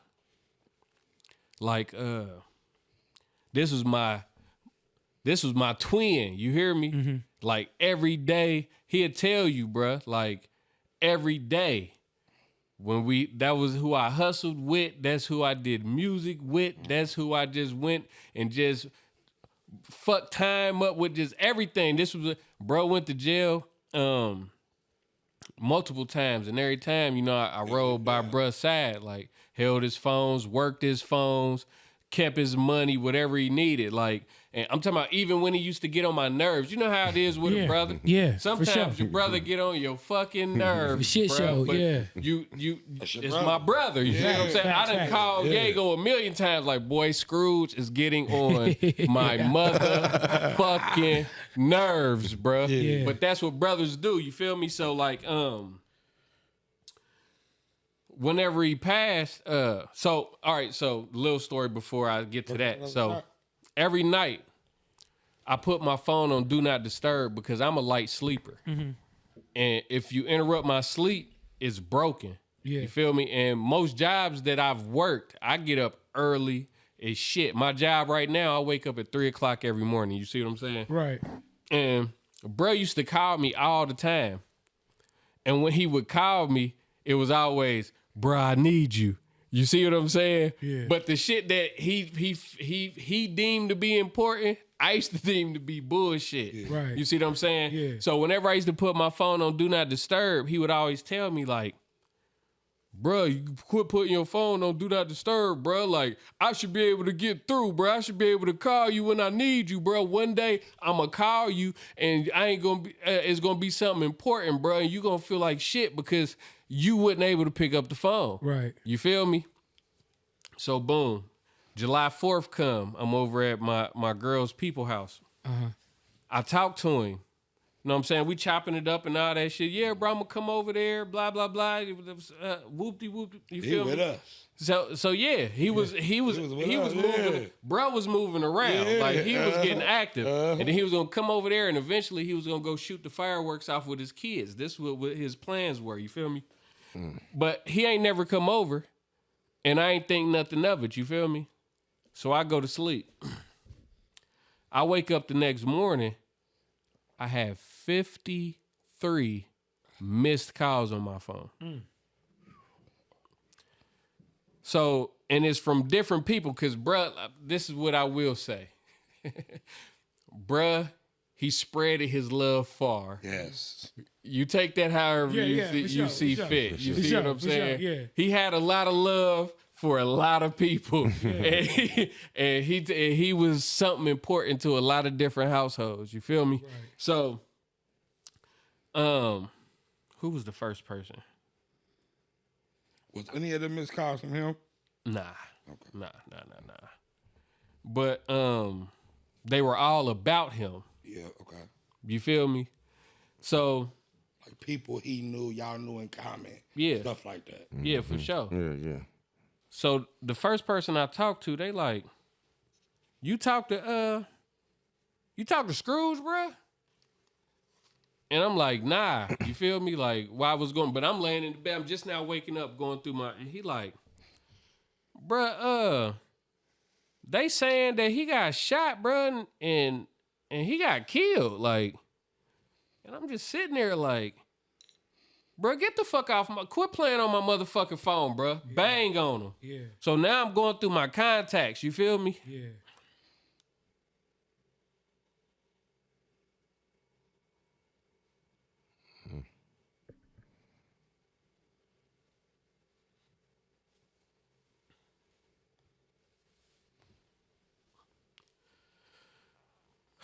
And his oldest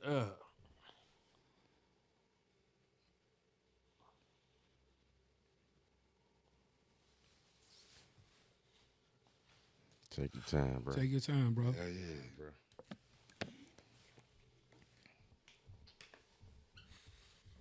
So I'm gonna say this, bro. Like, I lost my brother. Like, a motherfucker shot my brother too. And like when they did it, it was his own gun. So a motherfucker, it was somebody that he knew, cause he was able. You know, you only turn your back if you trust the motherfucker, right? Yeah. And so telling them stories, I was like that. You know what I'm saying? I was like this. I ain't gonna tell you the shit go away because it don't. You know what I'm saying? Yeah. And like I said, I will never rush your grieving period, but I will tell you this, bro.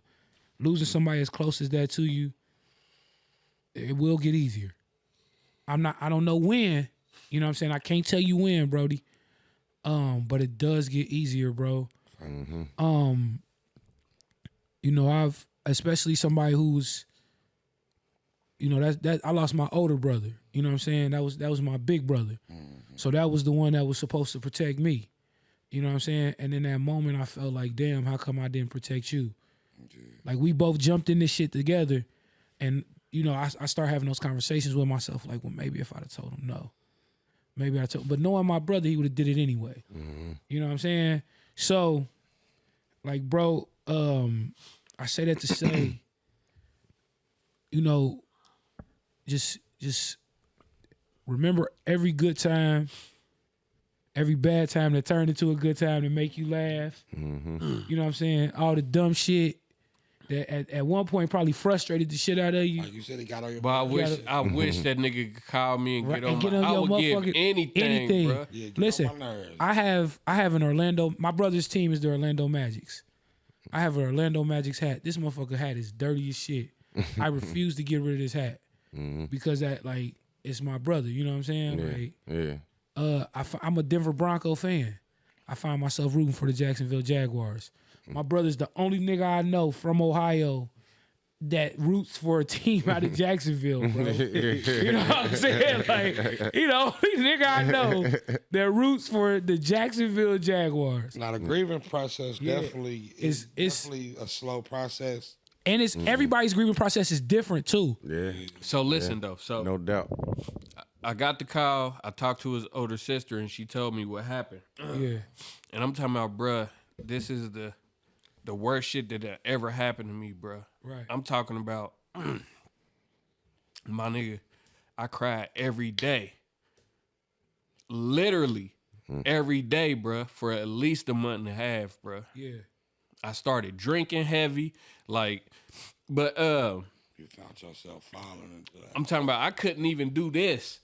How long did it take? It took like damn near 3 months before we even start podding again, because just like I'm used to looking over here and seeing him, I'm used to looking right here and seeing bruh. You feel me? So like it just got to a point to where a nigga didn't even really want to do this shit no more. You feel me? Yeah. But I knew that my brother would want us to still do this shit. You get me?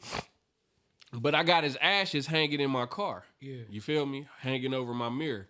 My birthday is December 4th. On the 5th, me, my other brother, we meet my cousin down in Miami for my birthday. You feel me? And I'm taking my brother with me. Yeah. That's why, because I know if he was here, that nigga would be getting on that plane with me, bro. He would be putting his feet in the sand with me, bro. You feel me? Like, so. And let me ask you a question, just from, you know, somebody who lost his brother too.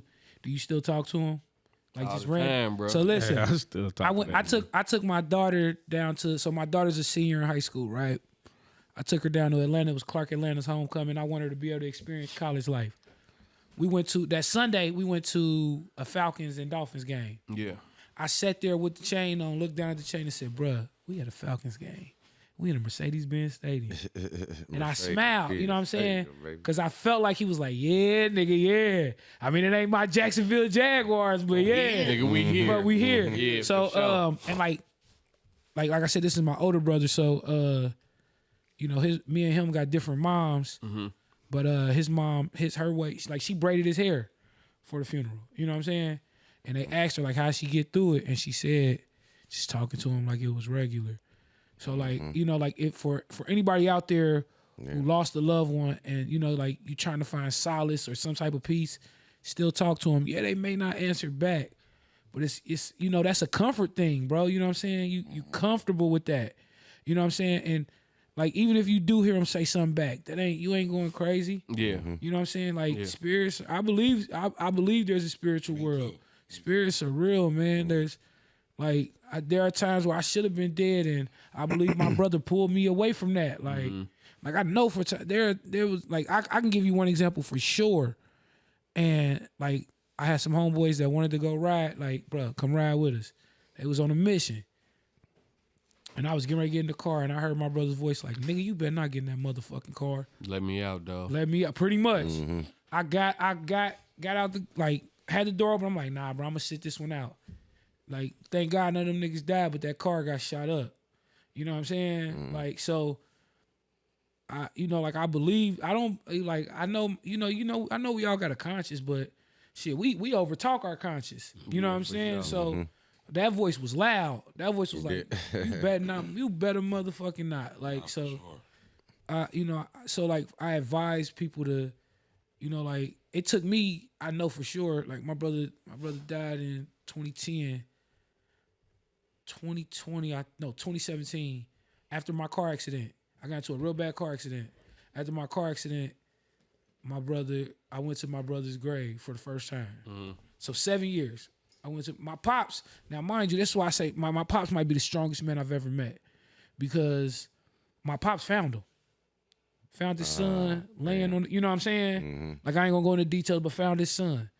The first thing my dad did was pray over him. You know what I'm saying? Like, and my dad a street nigga too. You feel me? Like, so he backed up, did what he supposed to, make sure, double check, make sure everything clear. Then he prayed over my brother. You know what I'm saying? My dad still ain't been. I wrote a song about my brother like a couple years ago. The first song I was ever able to write. I sent it to my dad. I said, man, you ain't even got to call me after you listen to this song, bruh. And he called me like 2 days later, like, I love the song. He said, that'd be my first and last time listening to it, though. I had an album release party, and before they played the song at the album release party, I said, Pop, you could leave if you need to. You feel me? And that was the second time he sat and stayed and listened to this for me. You feel me? So I said it to say, like, those ties that you have, 15 years, them ties don't go away, my nigga. It's fresh. This and listen, so right now you just trying to find a Band-Aid to cover the scar, but the scar too big. The scar way too big. So sorry, let it breathe, my nigga. Yeah, let it breathe. And this the thing though, like 4th of July gonna come, and I'ma still do the things for my kids that they wanna. Yeah, you feel me? But bruh, 4th of July is ruined. It's gonna be the most. It's gonna be like horrible, bruh. And I know it, and like, cause I ain't gonna lie to you. You know what I'm saying? Ruined for me, bruh. Like, like I ain't gonna lie to you. That's how, like, I'm just glad for me it wasn't on Christmas. Yeah. Cause having a child, like, my wife loves Christmas. Like, she like, nigga, I'm talking about, she decorates the house November 1st. No bullshit. Like, Halloween, the 31st, after the kids get done trick-or-treating, she take that shit down, and next morning she out there with the tote.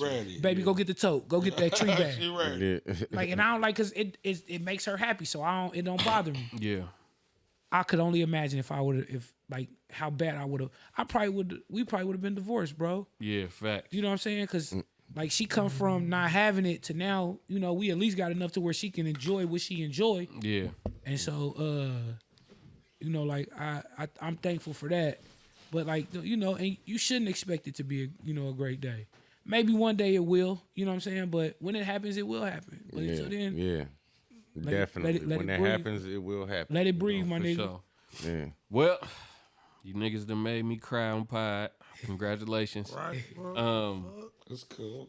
I think you asked the question. I know, bro. I damn near lined myself up, man. He chalked his own self up, bro. Yeah, listen though, but I think that was a therapeutic experience. Nah, and it was greatly appreciated.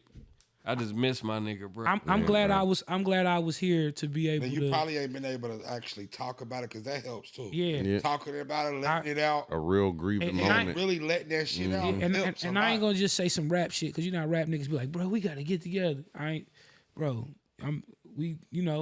fought that same battle and still fighting that same battle. I'm here anytime you need me, my nigga. I appreciate that. That phone line, listen, So I'm a person. I'm a light sleeper too. But because of that phone call, I don't allow my phone to go on.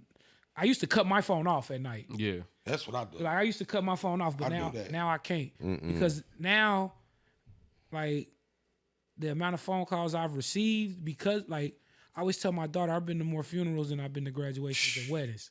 You know what I'm saying? So, That's crazy, man. yeah, That's, you feel me? Like, wow. So really though, you know what I'm saying? That like to understand that dynamic, bro. You never know. You know what I'm saying? But I've also gotten to the point where I'm damn near dehydrated when I go in the motherfuckers ain't. Like I might cry 3 days later. You feel me? So yeah. But yeah, I gotta like get you said, my niece tomorrow now. Yeah, talking helps. So yeah, for sure. I'm here, my nigga, if you need it. This was a great pod, man. 100%. This was a great pod.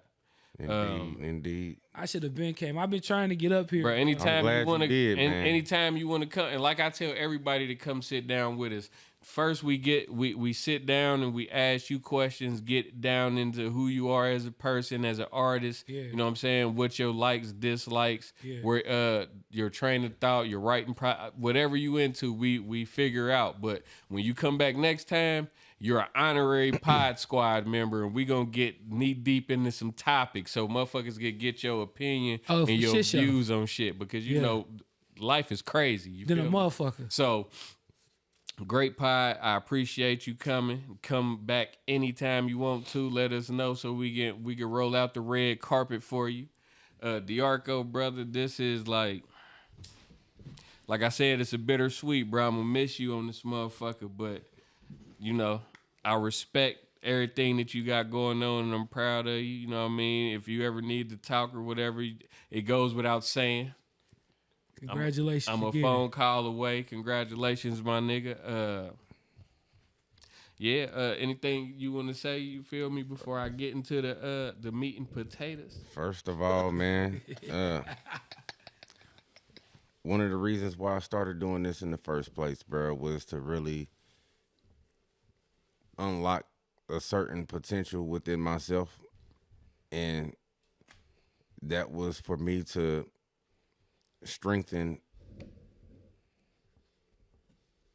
the ability to be articulate, and it's helped me out so much, bro. Like, this has helped me out, man. I'm talking about incredibly, bro. Like, just for so long, bro. Like, I used to really get lost in the conversation. Like, it wasn't like I wouldn't know what I wanted to say. You just weren't interested, probably. But, and it's not even necessarily the lack of interest, but I could make a strong point on something and really be arguing about something, and then I sit up here and listen to another motherfucker's point, and then forget all about, you know what I'm saying, my fucking point. Like, and it's just like you know, like, bro, I don't know, it maybe could have been a mix between me caring about, you know, or concerning about the next opinion, you know what I'm saying, over mine sometimes. What the next motherfucker exactly, you know, so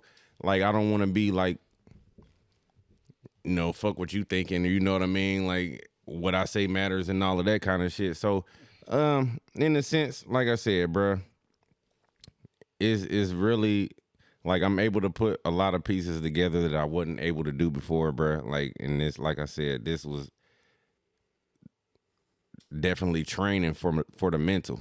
You know what I'm saying? And like, I'm grateful for that, bro. Like, on the side of that, man, I got to rub elbows with some of the coolest niggas on the planet, bro. Man, go, man. Look, bro. Like, real talk, bro. Like, you a real one, bro. You a real one, bro. No doubt. Real show, man. For real. My nigga, just being able to bond with y'all, bro. Going to Detroit and everything, like, we really did a lot of shit, bro. Like, and it's hard to let go, for real. Like, but I love y'all, man. I love you. I love y'all, bro. I love you too, brother. I'm glad I was able to do that for you. No doubt. You know what I'm saying? Like, real, bro. Like, because to be a podcaster, keep it real. You got to understand that you can't overthink what you want to say, and you got to really just speak How you feel? Yeah, exactly. You know what I'm saying? Like you can't, because if you overthink or if you give like a manufactured opinion, you'll be able to see it. Not for sure. Like it shows on camera, you know what I'm saying? Like, but whenever you really tell a motherfucker how you feel, when you really express your opinion and you firm on it and you stand on it, just like you could tell when a motherfucker manufacturing it, a motherfucker can see when it's real. You feel me? When you cut these cameras on, this is the shit that you can't fake. And I've watched you grow. You feel me? Like as a podcaster, I've watched you think about what you say. Like I've seen you overthink in real time, and you don't do that anymore. You feel me? Like so, I'm glad that this platform was able to do that for you, man. And yeah, I love you, bro. No doubt, man. I appreciate it. Love you too, bro. So. We ain't gonna speak in what you niggas got going on, because this week it's not about y'all. It doesn't matter. It's about Arco. So, all right, here we go. Everybody has an opinion. Yeah. Everybody has an asshole.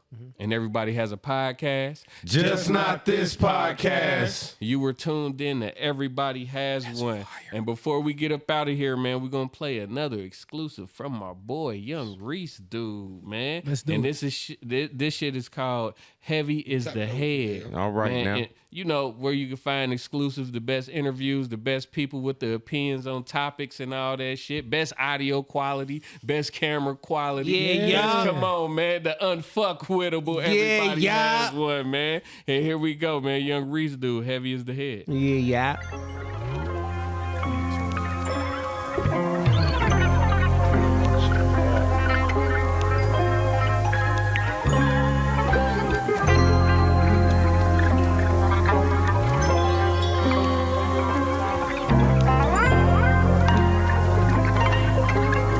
I say, lately I feel like the head honcho. Swung from the Congo, ran up some bands, tilted underhand, sound like a bongo. Had to change the dope, the how was me, just like an auto. Hard to go off key and pray and move. Soon as the cow go, the beat stepping, locked in, but kept my feet separate. That just me, shit a rap. Whenever we present, refuse to give time. Niggas watching and pray we exit. Thought it was love play racket, didn't move like Pete Sampras. Fuck with you neck. Fools go, don't equal respect.